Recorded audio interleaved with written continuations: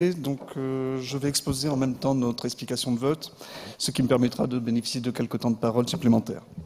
Monsieur le Vice-président, mes chers collègues, alors que nous vivons depuis lundi la semaine européenne pour l'emploi des personnes handicapées, force est de constater que 13 ans après la loi handicap, les résultats ne sont pas encore au rendez-vous.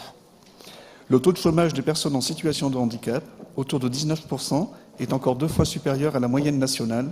514 000 personnes handicapées sont toujours privées d'emploi, soit 130 000 de plus qu'en 2013.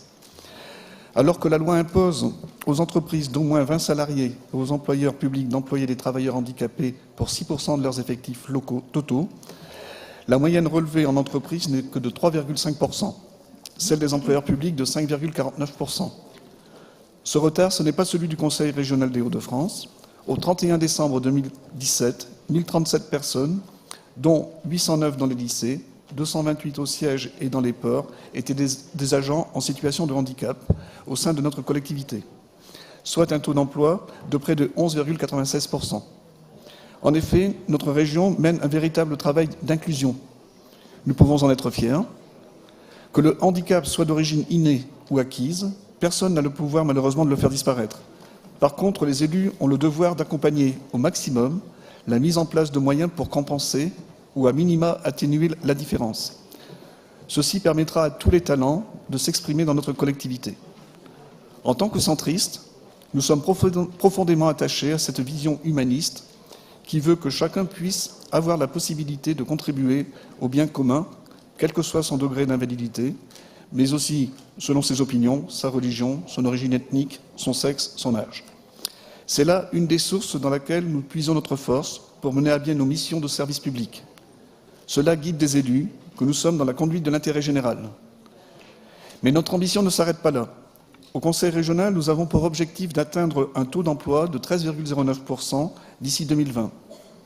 Nous maintiendrons donc dans l'emploi les agents déjà concernés et favoriseront l'insertion de nouvelles personnes en promouvant le télétravail et en mettant en place un dispositif d'aide financière individuelle lorsque le handicap nécessite l'acquisition d'équipements personnalisés. Tout cela en préservant notre participation complémentaire aux conventions de participation mutuelle au bénéfice de ces agents. La région Hauts-de-France accompagne également les personnes handicapées dans les compétences qui sont les siennes. Nous mettons en accessibilité nos lycées. L'aide à l'interruption scolaire temporaire de scolarité permet à tout lycéen, handicapé ou non, dont la scolarité est interrompue pour raison médicale, de conserver un lien avec son établissement. Nous soutenons les unités locales d'intégration scolaire qui cherchent à scolariser chaque jeune en situation de handicap et à lui permettre d'acquérir un diplôme. Grâce à la Convention sur laquelle nous délibérons aujourd'hui, nous pourrons demain verser une aide forfaitaire à la formation aux apprentis en situation de handicap. Nos efforts concernant la prise ou la reprise d'emploi doivent être poursuivis et amplifiés. Assurer notre credo de remettre la région au travail, c'est aussi permettre à chacun d'avoir accès au travail. C'est pourquoi le groupe UDI-UC soutiendra cette délibération et vous propose d'ouvrir et de simplifier encore davantage l'accès à nos politiques thématiques et de proximité aux personnes handicapées. Je vous remercie. Merci beaucoup, Monsieur Van Nobel. Merci pour le respect du temps et pour